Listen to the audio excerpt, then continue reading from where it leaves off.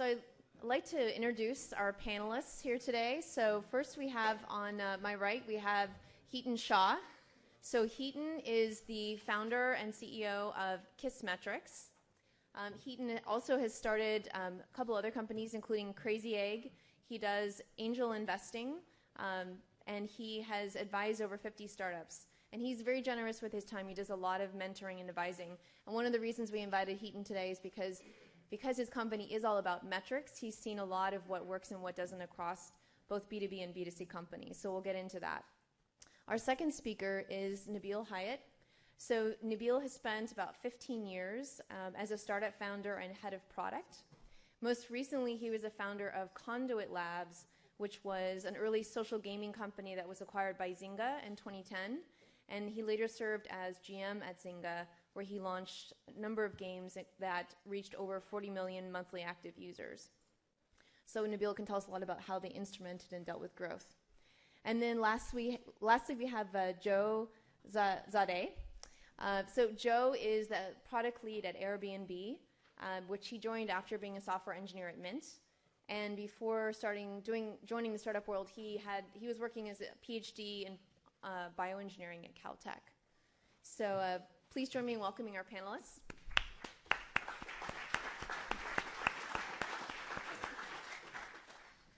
So Sean just gave us a framework for figuring out how you can streamline your must-have product experience. And what we want to talk about on this panel is once you've more or less found your product market fit, you have some momentum with your product, now you want to focus on growth. Where do you start, right? So it's one thing if you've already got a large scale and you're optimizing for that, but we wanted to start at the beginning. And so that's really our first question here to the panelists is, if you're just starting to shift your focus from your product market value, and of course that never goes away, but now you're starting to think more about how you begin to scale growth, where do you start? So Hiten, do you want to lead that off? Yeah, I'm going to first echo what both Chamath and Sean said, which is you first try to understand your users. And I'm really glad that it was both Chamath and Sean talked about product value and finding the core product value. If you're, I guess either lucky enough or skillful enough to get to a level of product market fit, you might not still know what that core product value is deep enough. And so the first step would be understand that. And to a lot of people, that means they're doing a lot of quantitative analysis.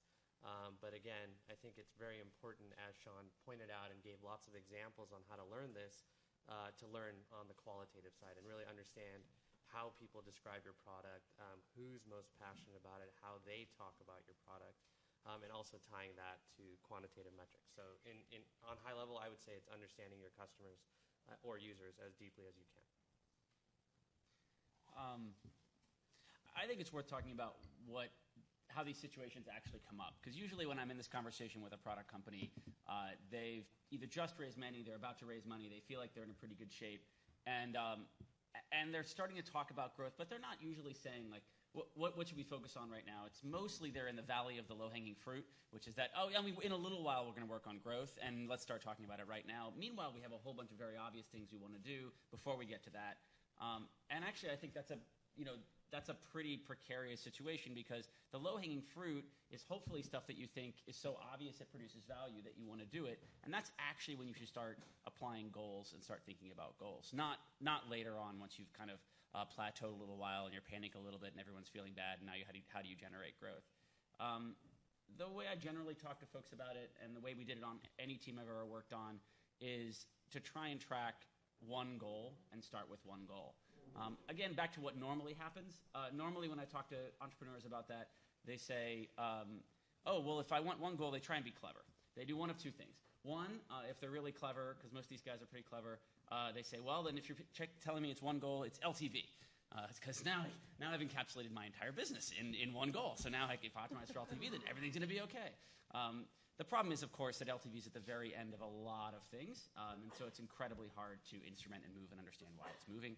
And generally, the further you go down a funnel to the end of your business, the harder it is for you to understand all of the components that lead to it. And the second one they do is, which I'm not going to dwell on because Chamath did, is K. And there's a bunch of problems with orienting around K, but I think Chamath actually covered those incredibly well. It's important to note as well, at Zynga, we never looked at K. We looked at a bunch of other things, but never at K. So the big thing is, what's that one number? And that one number usually comes from what's the one leading indicator that your customers are actually highly engaged in the product? And I'm echoing stuff that was said earlier, but it's actually one thing that's really great just in the first couple hours of this conference is I haven't talked to all these people really in depth, and I'm hearing a lot of the same things that different product teams have echoed and created over time that have worked, and I think there's reasons that they've worked. So for Facebook, it was 7 friends in 10 days. For your startup, it's going to be, or your company, it's going to be something different, but that's the first endeavor. It's spend a couple of weeks actually figuring out what's the highest correlation to an engaged user. What do they do if they really love your product? And then try and drive features against that goal, whatever that thing is. Yeah, I'd have to agree with a lot of that. I think it starts by defining success early. I think that's a 2-step process. One is thinking really big, and then one is focusing. I think too often we'll approach problems, a lot of preconceived notions, not understanding the problem fully, having a lot of opinions that we think are fact. And I think the first step is to really let that all go. Think about the big problem you're trying to solve. Think crazy, think really big. But then take all that learnings and boil it down into a really simple, what I call like a success framework. Be able to outline 1, 2, maximum 3 things you want to achieve. And then, so tie metrics to each of those. So think big, then boil it down and focus into some really simple framework, and then just attack that really simple thing. I think one of the big problems, especially like in the travel space, is that there's so many things we could possibly do. And so it's just really important to give time to acknowledge those things and think about them, but just really focus on the stuff that really matters. So, Joe, can you follow up on that and talk maybe about a past example with Airbnb where you applied that? Because I think what we're hearing is that you have to focus on what defines success for your particular product or company, and that's, generally speaking, retention is an indicator of engagement. But to get into a finer level of detail, can you give us an example? Yeah, actually. So, when we started out, we didn't have quantity, so we had no choice. We had to focus on quality. And when we have, maybe a very small amount of listings, we want to focus on quality, there are like hundreds of things that we could think about, how we can focus on quality. And we considered them all. And we maybe did a few prototypes and explored the space a bit, and then we found out that, photographs are really important for a listing to have good quality, for people to click on them, people to like them, people to book them, and then we optimized for that. And then we did more prototyping around photographs and photography, and then before you know it, we're building a very focused, scaled-out program to take professional photographs of all of our listings, and I think today we have about 3,000 photographers around the world that we can deploy within a matter of days to shoot any listing. And the metric you're looking for there, at first it's really easy to think about like so-called vanity metrics. How many listings can we get photographed? But then you start thinking about, okay, what fraction of our marketplace needs to be well photographed for it to be an efficient marketplace, and to get the brand across, and to make the sum of all the photographs greater than the individual photograph and stuff like that. So one more thing then. So you looked at photographs, you figured out how to measure the quality there because that was early on a metric that was going to help you scale. And how did you make then the leap from that to then later thinking about distribution on Craigslist? I'm not sure that's the question. So how did we tie photographs to Craigslist? Well, so basically early on you were doing something that potentially wasn't hugely scalable, although it sounds like you've made it surprisingly scalable. And so that started to be a leading indicator for you, these high-quality photos of success and engagement with a product and getting more people using the product. And then down the road, you thought more about distribution and getting massive scale through an existing network of distribution, in this case, Craigslist. So can you talk us through the process of, you basically went through these different stages of looking at what to optimize, and was it coming to that conclusion any different than coming to the conclusion about photos? Well, I think a lot of things we think about all have the same underlying motivation. Whether or not you're trying to make it easy for a host who's actually really running a business to get more distribution, or you're thinking about how to improve quality. The way I think about it is go to your users and remove their problems. Go to your users and remove their hurdles. Taking good photos of your own listing is something actually most of us can't do to make a listing really shine. How can we apply that principle of removing that hurdle and apply it to distribution? So, something that we're really bullish on right now is, letting people post to their Facebook pages that they've posted their listing on Airbnb via the Open Graph. And how do you make that such a simple thing to do, so clear to understand? And how many other distribution channels can you make it to take this amazing content that we've invested in and push it out with a single click of a button? And it's not complicated; it's really simple. So it's just make it simple for your users to almost push their own distribution. Okay. And so Nabil, we're going to come back to something you mentioned, which is, again, this idea of what are the metrics of success for your business. Can you talk a little bit about with games and with Conduit and later Zynga, how you sort of built up a succession of key metrics and where you started and then where you sort of went over time, and how that might be a framework or an example for other people to think about? Yeah, I mean, to push on the point I made earlier, I wouldn't even call them key metrics, right? You're really trying to find the metric, and I think that can be fairly introspective and hopefully very value-based early on in the product. You're really trying to figure out what it is that's making people care about this thing at all, and that's, the preface is that this is all after product market fit. You have some reason, some indication that people believe in this product, and you have to figure out what the actions they take that lead to that so you can instrument it. For games, we found that actually D1 retention, which is do they come back the very next day, was a leading indicator of whether they were going to be ongoing users, whether they're going to be paying users, whether they were going to be, most of the other things flowed off of that. That's not going to be the same for you, but it will be. It's interesting to me to note that in Facebook's case, in Zynga's case, I can think of another half dozen cases. They are almost always something that's relatively early. So this is, 7 friends in 10 days, not do they come back in 90 days. It's also not stuff that's incredibly down funnel, right? If you're trying to optimize for people who paid $100, then it's kind of a cheat to say, we're going to find people who paid $99 and then we'll optimize for that. You're looking for stuff that's relatively far up the funnel, that is fairly early in the experience. And I've seen that a lot, and I think the main reason that happens is because, there's one that's fairly tactical, which is it's easier to instrument against. You can put in something new. You only have to wait a day or two to figure out whether it's working or not before you can instrument and change it again. But the second is that every step you go down a usage, you're losing users, right, over time. And so if you're trying to figure out virality, and virality is something that happens after I've acquired a user, they've activated, they've engaged, maybe they're retained, and then they're starting to be viral. Well, you're in a product that hopefully is generating some amount of registrations, but let's say it's 10 a day or 100 a day or even 1,000 a day.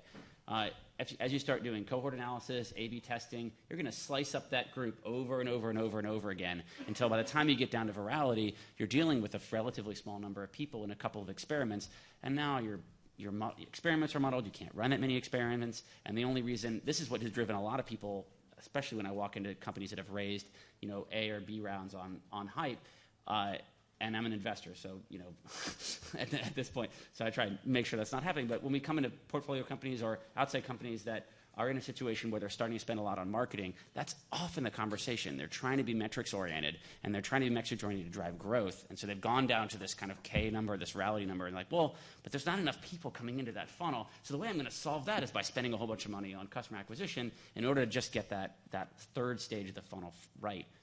And when the truth is that, it's a circular funnel. You can start anywhere. You're just trying to optimize the experience. And especially early in a product, what you really want for somebody to come and have an unbelievable experience so that they want to share it later. And you'll get down to whether the headline of the email is good or not. Like that's all later. You're an early stage company. You want somebody to come in and have an awesome experience, whether they come back tomorrow, they stay for 30 minutes, they pay, whether they find 7 friends in 10 days, whatever those things are, they're going to happen relatively early. Because you're probably not going to convince somebody to like your product or really, really love your product, 90 days into using it. So that's a good point. And you mentioned also the importance of cohort tracking, and that's a question for you, Hiten. One of the surprising things I found is that people talk a lot about cohort tracking and the importance of iteration, but not necessarily that many companies really do it with very much robustness. So Heaton, can you talk about, I know that KISS does have cohort tracking. Use this product. But what are some kind of do's and don'ts and some ways you see people fail to really instrument successfully so that they can measure what's working? Yeah. So besides using a tool that allows you to do it easily, there's a fundamental thing about cohort analysis, and I'm assuming everybody has some idea of what it is, but in short, it's just analyzing groups of users. And it could be groups of users, and it's groups of users over time to be more accurate. So it could be groups of users that have signed up in a certain week, month, or day, and kind of how often they come back, based on the cohort of, the day they signed up or the week they signed up or whatever. The one thing that when we did a lot of work to understand how people were doing this in-house, our tool is actually built very much on lots of our own efforts trying to understand how people were building these types of tools in-house. We realized that the ones that were doing it well were treating their their databases as more transactional systems. So what they were doing was logging every login, not just the last one. If you look at most engineers when they build their user database, they're rewriting the login every time somebody comes. So essentially, you're unable to do a very accurate retention or cohort analysis on usage if you're doing that. So there's a lot of little nuances, but that's really the big one. If I were to point to one thing, is treat a lot of your data, even data that you don't think is really analytics data, as transactional, and that'll help you sort of slice and dice your data, whether you're doing it in a system like ours. Our system automatically makes everything transactional, has a full history, but if you're already building your database or user tables, just that little switch in thinking will actually enable you to do the analysis. If you don't have that data and you're rewriting it, you're either trolling through your logs to figure it out if you're lucky, or you just don't have the data. So that's really the big thing. And the cohort analysis data is really important because things change over time in your product, from channels of different channels you're using and things like that. And you won't be able to measure those unless you can slice and dice your data in that way. So follow-up question to that for the whole panel is, let's say that you're working on particular optimization or maybe a tactic. You've decided to use Facebook or work on SEO or work on retention. How long do you keep investing in a particular approach before you decide you need to switch tactics or look at a different growth engine for your business? I can start. I try to figure that out as fast as possible, like by running very simple experiments. If you can't validate that your hypothesis is valid pretty easily, you're probably not going to be that successful with it. So if you find yourself chasing your tail for a long time, chances are you didn't do enough homework early on to really say, does this value prop matter? Does this idea work? And I think there's really simple ways to test that early on. And what kind of cycles do you usually have between coming up with a test you want to run and actually getting data back on that? I think it just depends on the scale of your company and what's the minimum amount of information you need to make something conclusive. Obviously, for you guys, is it days, weeks, years? It also depends. It also depends on the the market, because it depends on every market sort of behaves a little bit differently. So if we want to run something internationally in Paris, that may take a different scale than if we want to test something running in a smaller market or a larger market. So it just depends. But the critical thing is, how long do you need to get a critical amount of information? And Nabil, what about in your experience? Well, the top level question was, I think, when do you pivot versus when do you persevere? Which is, of course, not just about a specific product, feature, or hypothesis. I mean, that's the big macro question of running any startup company, quite frankly. And there's a reason why we have lore around both sides of that. You have these wonderful stories of people who pivoted the third or fourth or fifth time, and then they turn into some amazing success. And you have on the other hand, the guy who pushed through and ignored all the haters and turned his company into a wonderful thing. And there's I think there's a reason both of those exist. It's just hard to figure out which one to do when. If you're focusing on a goal that's incredibly critical. So it's not some tiny little like, oh, now I think about this, made up little metric KPI that I want to move because a board member said it was important.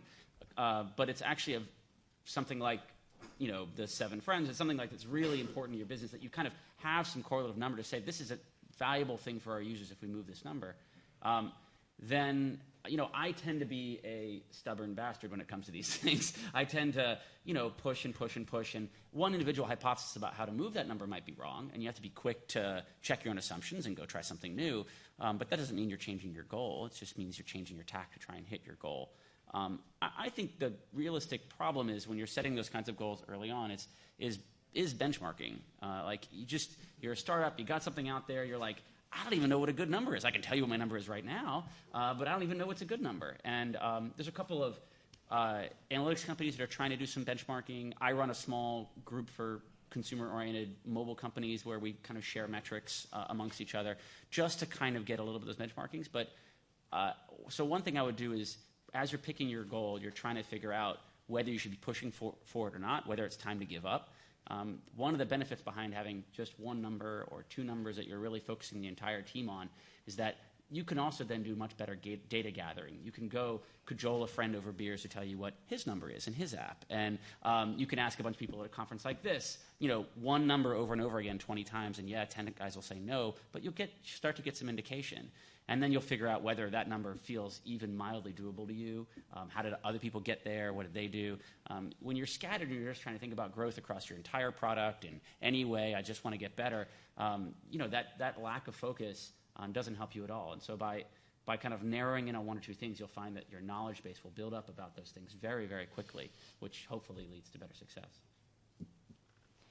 And can you give us an example from something from Conduit, for example? I'll give you one more recently. I started getting a little bit obsessed. This was just outside of, I was helping a portfolio company, but also thinking about my own mobile phone usage and noting the spamming of the push notif channel on the iPhone. And for those of you who install a lot of apps, I'm sure you notice it as well, that you're starting to get a lot more push notifications on a regular basis. And the kind of core question was, well, when should you send a push notif? Because we have a portfolio company that's found that for people who actually click and respond to a push notif relatively early on, they tend to have it's a great indicator of them becoming users who care about the product. I don't think that's the core value of the product, but it's an interesting indicator to try and move and think about.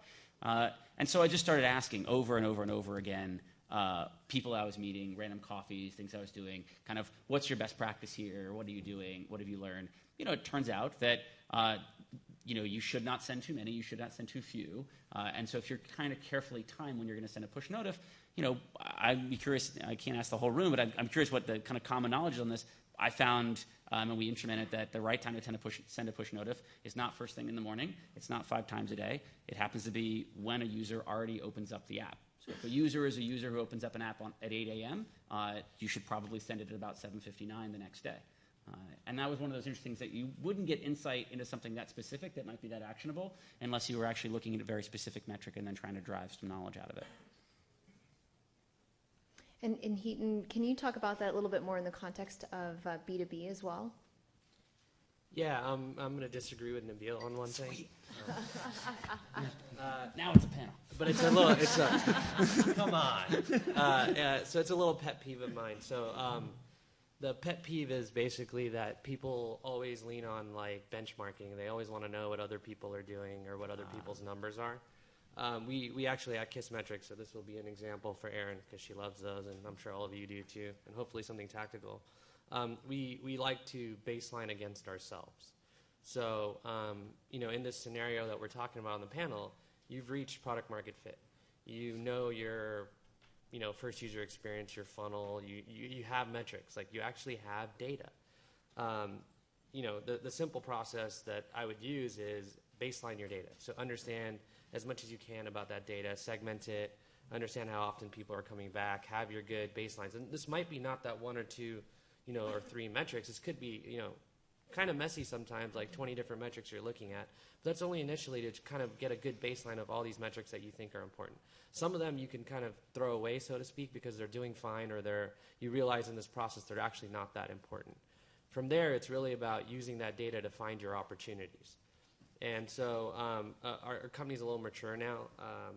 We have revenues and lots of customers and stuff, but we've gotten it to a point where every single thing we try to do, we will try to find, okay, there's these 2 steps in the funnel that are sort of, 2 things that, like a percentage that's really low that we'd like to improve. Maybe it's just for a certain segment of customers, maybe it's not. Then we actually go through this process of actually creating some form of a hypothesis for it. To say, hey, if we do X versus Y, how's that going to move the needle? And in between even coming up with these ideas, we're doing a lot of, what problems, a lot of understanding qualitatively, surveying, talking to customers to understand what problems they might have between those 2 steps. But, for me, the simple answer, to all this stuff is literally baseline your own metrics and then use that with some, real hypotheses. So like, on our marketing team now, we B2B, I think it's a little fuzzy to build a growth team because growth is actually a lot different. And you'll realize that as you start scaling a B2B company, which is that sales is actually growth in a lot of ways. Yes, your product matters, but if you can't sell it, your product actually doesn't matter. So a lot of the times, like, you have a good balance between sales and product. So what we do is on our marketing team, they might have ideas, and everyone's got great ideas, and it's just their opinion. And what we've done is we have a 1-page template that people fill in based on a hypothesis that they have around a channel. So let's say, our idea is we want to create LinkedIn groups. Somebody has that idea on marketing or a LinkedIn group, and we think it's going to drive traffic. Well, we already understand our whole funnel. We know how many, customers we're acquiring. We know the conversion rates. We know how many turn into opportunities, which is like a sales thing, and how many close, and, our lifetime value against that, and even our cost per acquiring customers currently. So what we'll do is we'll literally create a hypothetical model, quick one, for LinkedIn groups. What's the cost of doing it? How many people do you think we're going to get on a monthly basis, weekly basis, or whatever? And then we literally spend as little time and money as possible to go get real numbers. And that's it. And we keep doing that over and over again for every channel, everything, and even every part of the company as much as possible. And we're marrying the quantitative and qualitative to make sure that we've always got good ideas there. So, I'd challenge this and say benchmarks are great. If you're an investor, it's very easy to talk to a lot of companies.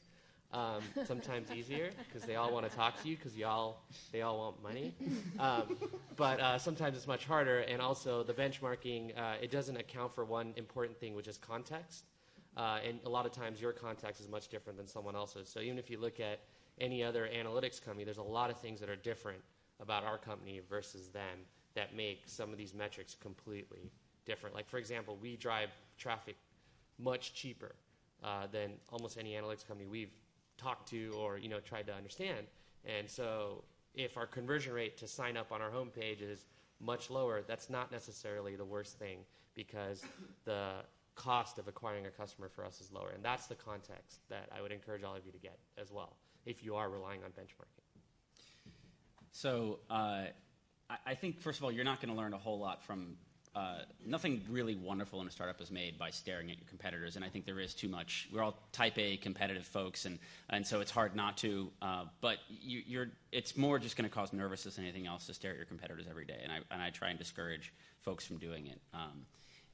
I do think that the problem with not having any benchmarking when you're practically when you're early in your company is that you have no idea how to set a goal for your team otherwise. So, for instance, you may have something out there in the world, and you're trying to set up, like, in the next 3 months, you're a 10-man team. In the next 3 months, the thing that we care about now is D2 retention.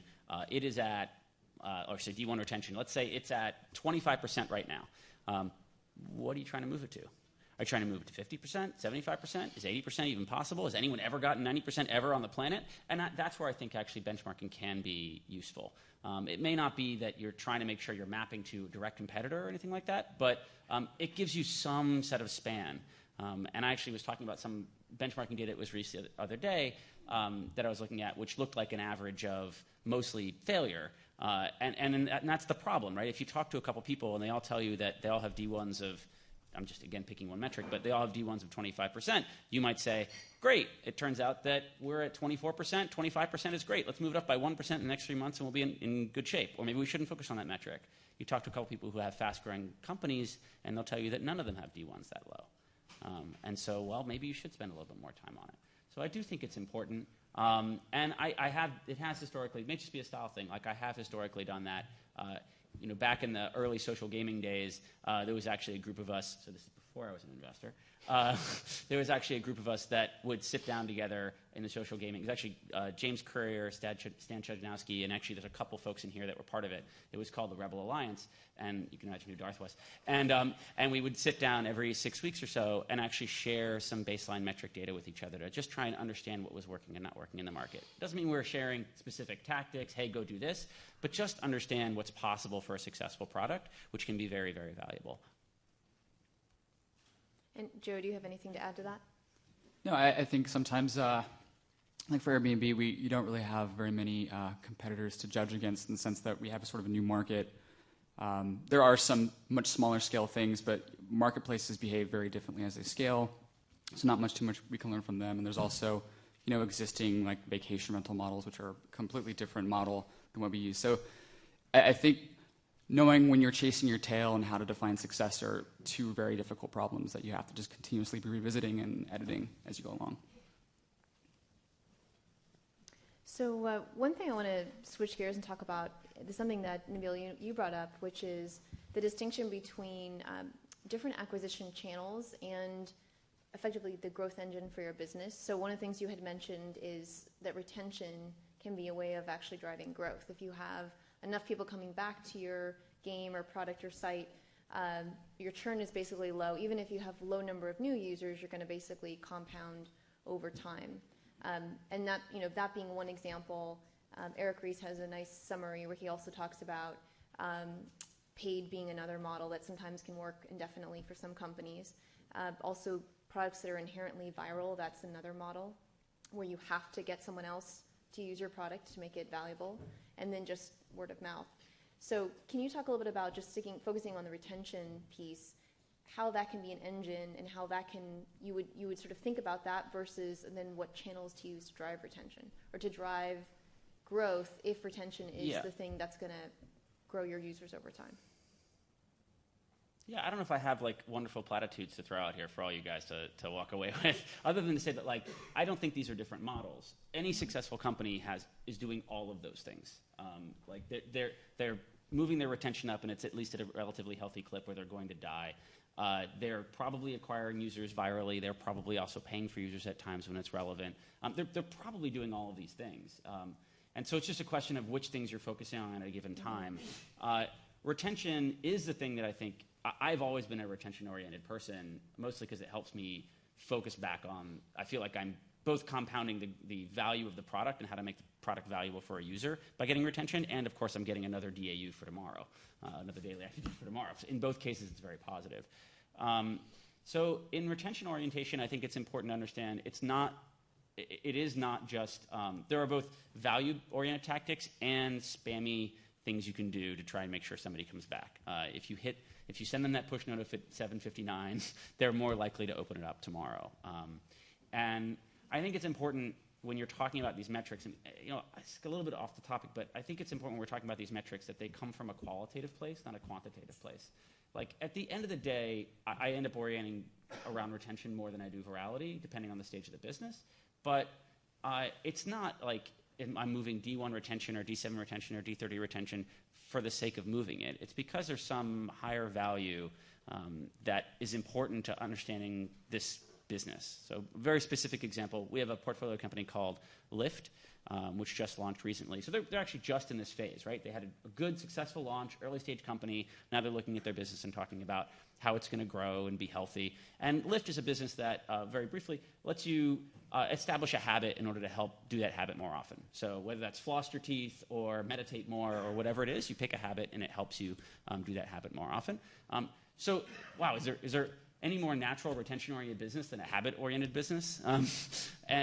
And so there's a situation where you want D1 to be high because you want a habit to be formed, but there are probably some weird stupid ways that you could drive D1 retention or D5 retention up where you're not really establishing a habit. And so just, as you're establishing these metrics, as you're focusing on the retention channel in particular, and certainly on the viral channel, I just go back to the qualitative side of why you cared about that metric in the first place and make sure you're not shooting yourself in the foot with the number that you're trying to drive. Joe, do you want to add to that? Yeah, Airbnb is pretty interesting. We have sort of two primary sets of users because it's a two-sided marketplace. There's hosts and there's guests. And we have to think about both the engines for hosts and the engines for guests very differently. For a guest, I think everybody in this room probably has a trip that they want to take sometime the next year, maybe 2 years. Maybe you know where it is, maybe you don't. And when you come to Airbnb, you may explore, but you may not have any intention. And the concept of retention is a little interesting there. How do we get you to come back and book your trip there? And you may not be taking trips all that often. So that's a whole different ballgame than a host who we want to be opening their place up every single night to different guests from all around the world. So we have to think about how can we make it really, really easy for them to keep doing this again and again and again and not get fatigued. And how can we, when we think about growth and think about viral growth, how do we think about with the traveler, it's a little bit easier. Everybody comes back and they share photos of these amazing experiences they had. But with the host, it's a little bit different. And so we try to think about how can we get hosts to recruit other hosts, or how do we get hosts to talk about the experience they're having, or how do we think differently about how we acquire new hosts? And their needs are just a little bit different. So we just think about those two users separately, and almost like two different engines. Yeah. So before we open it up to some questions, I'd like to ask each of you to give some, if you had one kind of learning from thinking about growth for a business you've worked on in the past. We've talked a lot about a bunch of different things, but something that you thought was really not obvious that might be a useful takeaway for the folks here today, that they could go apply. For example, companies that maybe they're looking at a lot of different channels, they're sort of struggling, trying to figure out what's the tactic that's really going to work for them. Or it could be something broader, but just a piece of advice, sort of a takeaway, an aha that you've learned. I've got one, and it might be very obvious for people, but I'll throw it out there just to kick it off. One thing that I've seen work many times is that this is part first user experience, part not, but the moment after somebody signs up is a very powerful moment. So everyone talks about the first user experience and like that whole funnel. I'm talking about the moment, the second they sign up.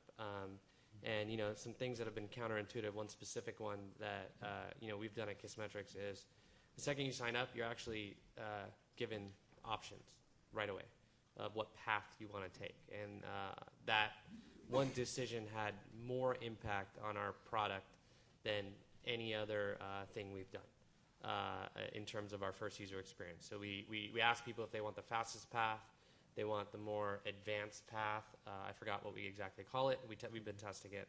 And the third one is actually talk to us. And that's been a really powerful thing that's improved our activation rates and our even conversion from trials just by literally right after they sign up, giving them this sort of option and giving them a lot more clarity on what the options are. We've tested all kinds of other things, but that was literally adding a step in the funnel that didn't exist. And that's not what you'd immediately think of a lot of the time, maybe unless you're in gaming, because they got lots of steps in their funnels.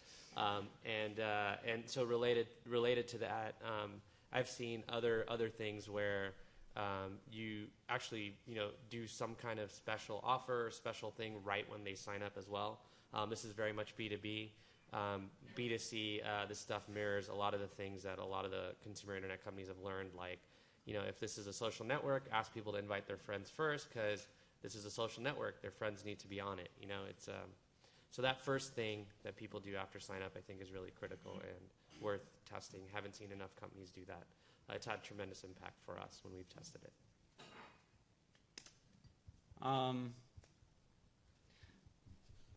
I often end up telling startups that A/B testing is for wimps. And what I mean by that is that you can't abdicate the responsibility for running your product to an A/B test. You should be running experiments and cohort analysis, and you should be looking at, you should never release a feature without running a control against that feature. But that feature that you're releasing, that new product suggestion, that thing that you're doing, that's a hypothesis. It's a very clear belief on where you want to drive the product. That doesn't mean you say, is it a red, blue, or green button? I don't know. Let's fucking test it. Like, that's not the way to run any type of early-stage company. And maybe later on in a business when it's starting to get mature and you're trying to drive another 8% or 2% or 3%, it's fine to do. But especially early, it's a terrible waste of time, and it's also setting up the wrong culture. You're not setting up a culture in which you have product people that are trying to drive the product. You have a bunch of people who are just asking a bunch of questions and not really driving for answers. So instead, you should certainly have an A/B testing framework, but the A is what you had last week, and the B is what you want the future to be. And you're testing whether it works or doesn't work. I think my experience, the one thing I think that's kind of obvious but also non-obvious is the power of a dashboard. Take the most important things that you think define success and put them on a dashboard. If you're running queries every day about what matters most to you, it probably doesn't matter that much to you. Put it front and center, make it a central point that people can rally around, and I think that it can turn data into a great communication device, especially if you have a very cross-disciplinary team that speaks slightly different languages. Data, if everybody can agree on the metrics, everybody can agree what's being shown and what success means, then the dashboard can do a lot of the communication for the team. And I think that a lot of the initiatives we've done at Airbnb that have been successful started with a dashboard of very clear metrics and putting it in a place where people can check it not just once a day, 7 times a day, and get rallied up about it. And I think that I see that lacking a lot of times in certain projects. Those are all great pieces of advice. So now we want to open it up to questions. We'll start off with a few questions from the audience. So who has a question they'd like to have one of these guys address? No one? I can't believe that. Everyone's here to talk about growth hacking. Here we go. One right there.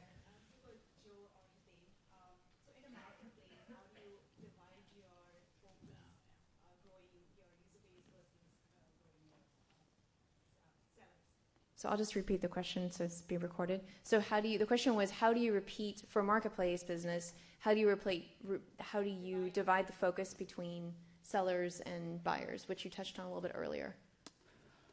So for Airbnb's case, it depends is the answer. Some markets are heavily supply constrained, and some markets are heavily demand constrained.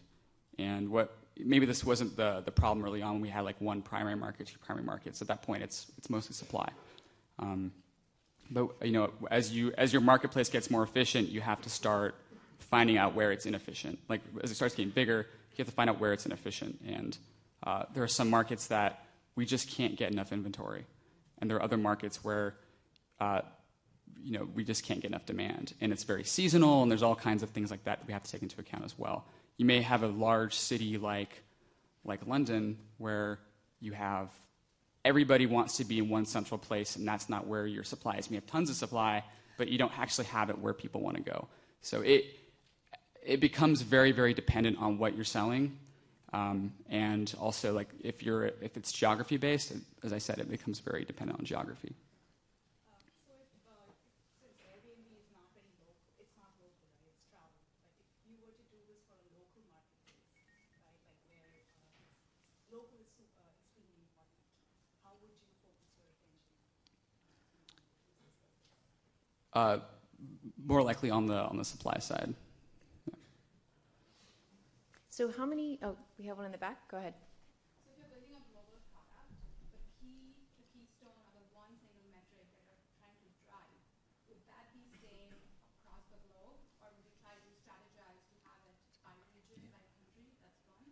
And second is, after you define that, would you try to solve it for one market and then go to the regions, or would you try to solve across globally?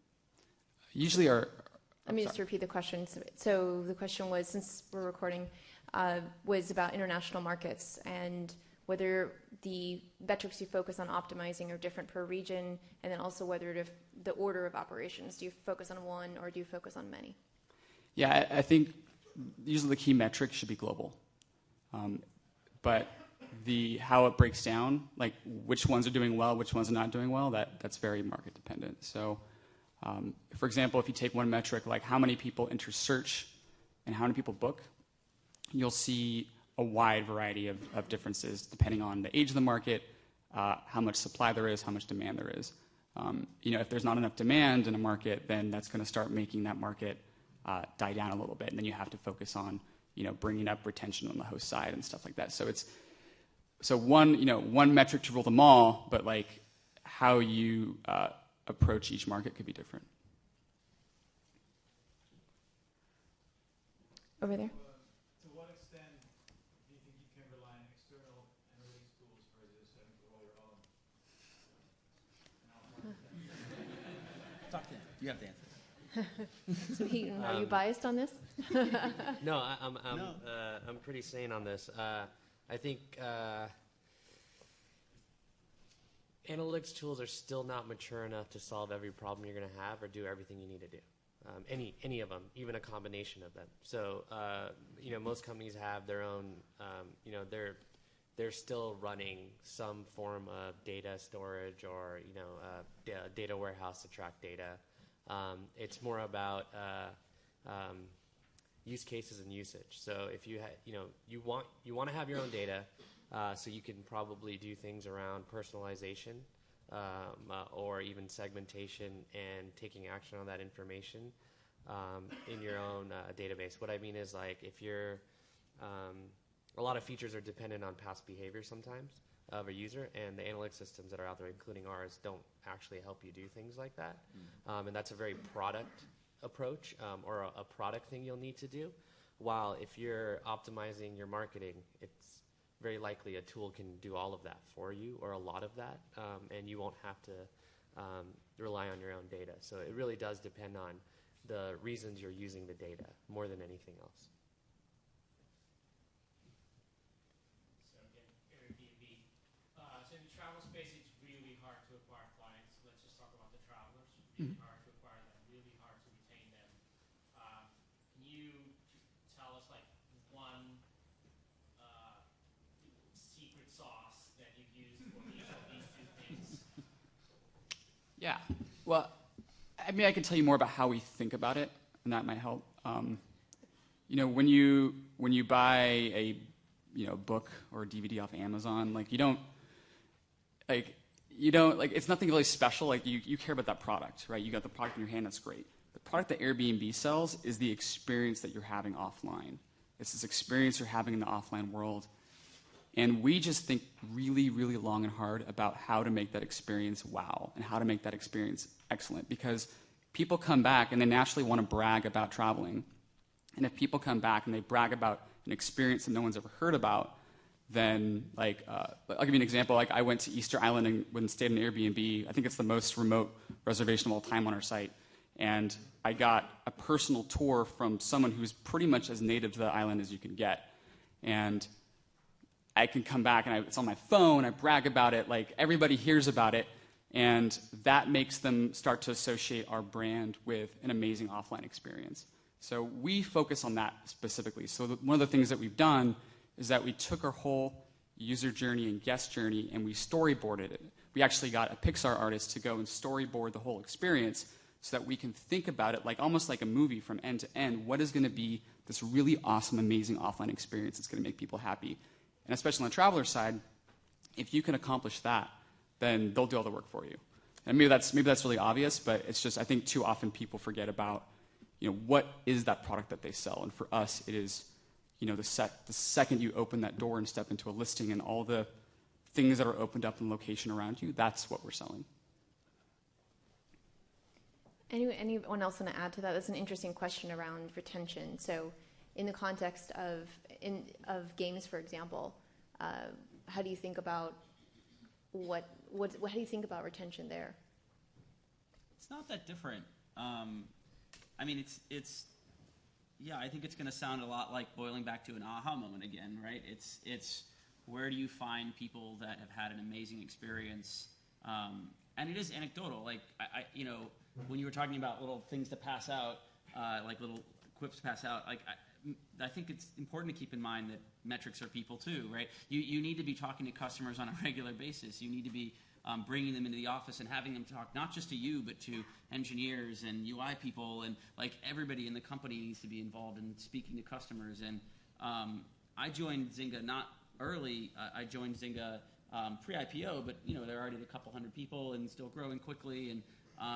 And the amount that we learned from grabbing a Farmville player or a Cafe World player, games I didn't build, bringing them in and talking about why they really love that experience. And I wasn't reading some Twitter stream or some GigaOM article about whether people hated or liked Zynga. Rather, actually talking to people who were using the product, who were having incredibly positive experiences. Talking to people, like the offline thing was really weird for me. We talked, like for my first week at Zynga, we talked to this woman who played Cafe World like crazy. She lived locally to our office, and she ran what she called a Cafe World Tupperware party every Friday.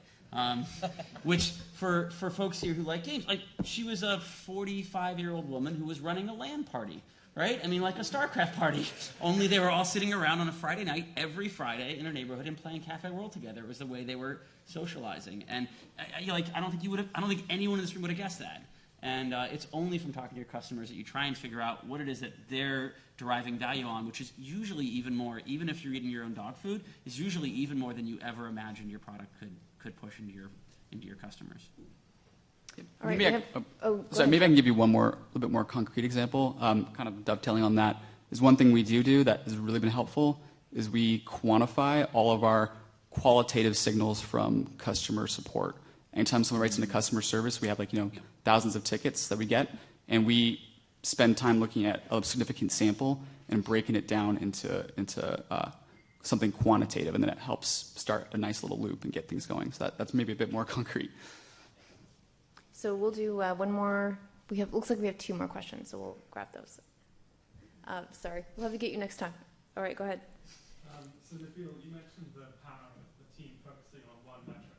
Yeah. As a sort of key metric. But often, I think there's a sort of temptation to look at 3 or 4 or 5 because they're not all perfectly correlated, and you don't want to jump at one and without a perfect correlation you might kill a few others. How do you balance that sort of idea of having the team focusing on one metric versus the need to keep an eye on the number of a few others? You want to repeat the question?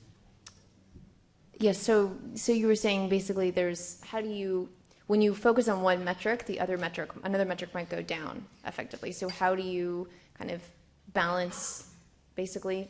Yeah, between them? It's the balance between one is what I call an operational goal, and the other one is the other things you're referring to. I would refer to as KPIs.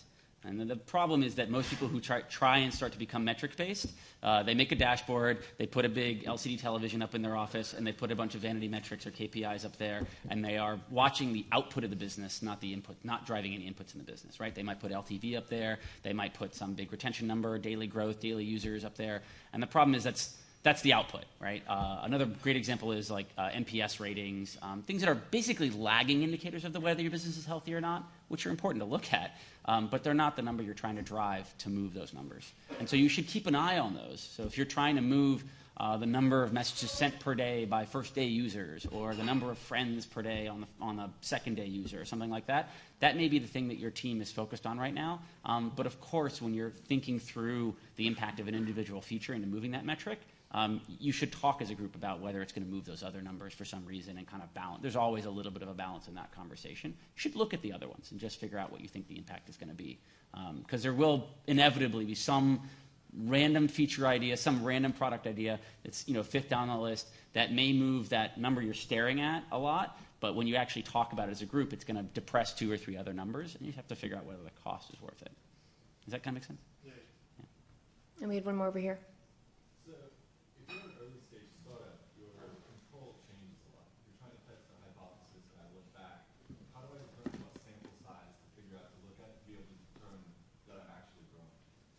So the question was that how do I figure, when you're early stage, you don't have a very large sample size. So if you're trying to make sure you're validating a test. How far back do you look? I touched on this very briefly when I talked a little earlier about why going down the funnel creates more and more problems, especially when you're early and small. I think it's important that you're, of course, doing in control. This is why we all talk about cohorts so much, is that, you happen to get you release a new feature and you feel great about it and the numbers go up, but then you realize that, you also got written up on Hacker News that morning, and so maybe that moved the number, and it's impossible to kind of separate those two things out.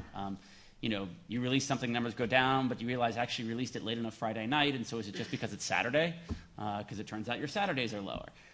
So you have to have an A/B control. You have to release every feature to 5, 10, 20% of your audience first. Now, you may only do that for, especially in some ecosystems that with a big change in your product, you may feel nervous about doing that. Well, that means one set of my people are looking at a very different product than the other people. You might only run that experiment for an hour. It might be a day.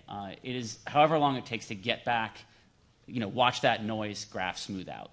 There's also math against that, but I can't throw out the algorithms here, But there is math for figuring out whether it's quantitatively different. I would just say the biggest thing is make sure you're doing cohorts, make sure you're doing control against that feature to the way your product used to exist, and then watch it. You'll see, All right. I think that was some great input. Thanks to our panel. Please give them a round of applause.